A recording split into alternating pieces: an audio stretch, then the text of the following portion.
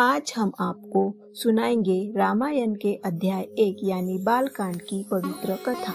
यह कथा है मर्यादा पुरुषोत्तम भगवान श्री राम के जन्म से लेकर उनके बालकाल्य तक की। आइए आरंभ करते हैं इस दिव्य कथा का श्रवण।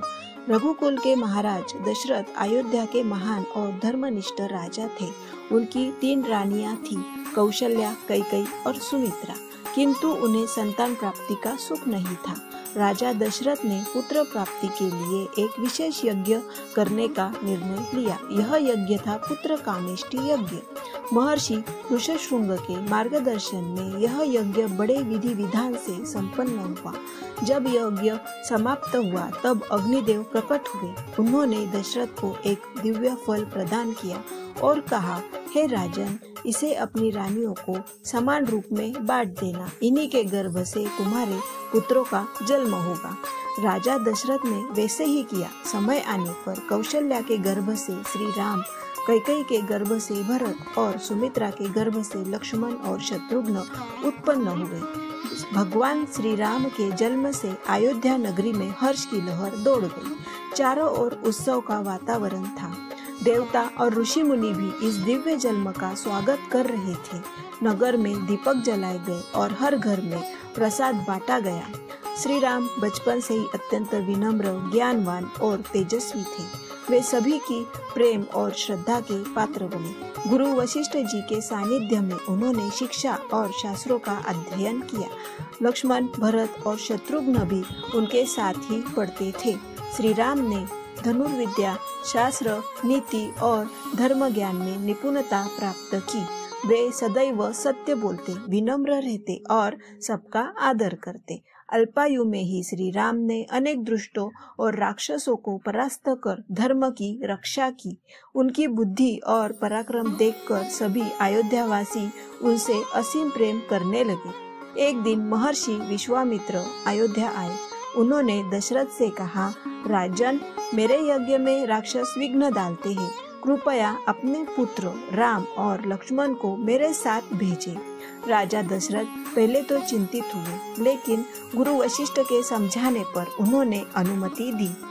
राम और लक्ष्मण गुरु विश्वामित्र के साथ वन की ओर प्रस्थान किए। वहां उन्होंने ताड़का, मारीच और सुबाहु जैसे राक्षसों का वध किया।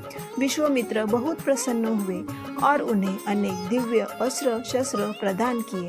इसके बाद वे मिथिला नगरी पहुंचे, जहां राजा जनक ने सीता स्वयंवर का आयोजन किया था।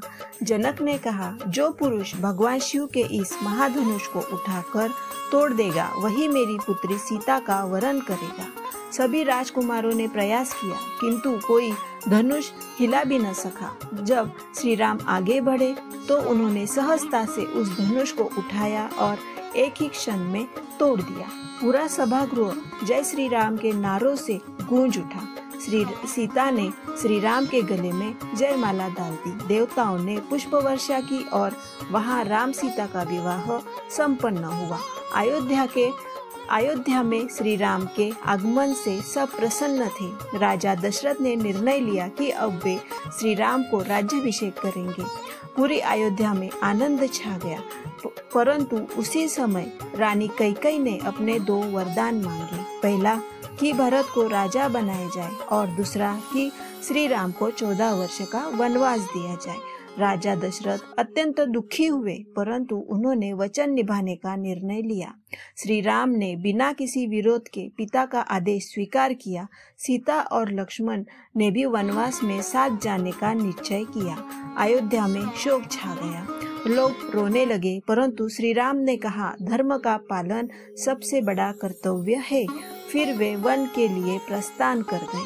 वन में श्री राम, सीता और लक्ष्मण ने आश्रम बनाकर नया जीवन आरंभ किया।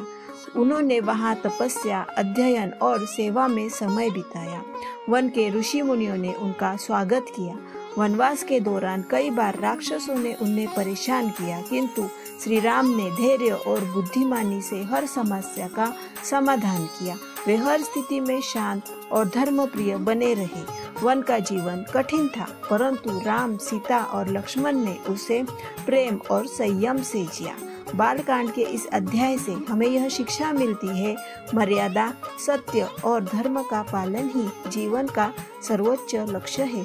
श्री राम के जीवन से हमें सीखना चाहिए कि धर्म की सदा विजय होती है और अधर्म का नाश होता है। जय श्री राम।